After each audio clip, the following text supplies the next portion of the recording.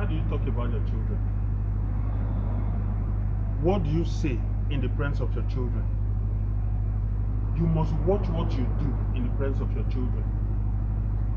Because you know, some time ago, a friend of mine learned how to drink because his father is always sending him to go and buy ogogoro.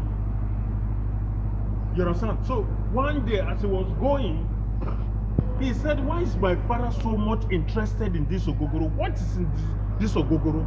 So he wanted to know what's in the ogogoro. So one day he now saved money, like 50 naira, 100 naira, there many years ago. And he went and bought a gogoro. He took it. And when he took it, the thing took him round and hit him on the floor. Do you understand? So from that point, that guy became a drunkard. As soon as he woke up from that sleep, he derived the interest of drinking. Every now and then he drinks. Every now and then he drinks. Every now and then he drinks. You know, sir, anytime he goes to party, he looks out for drink. Now the guy has grown.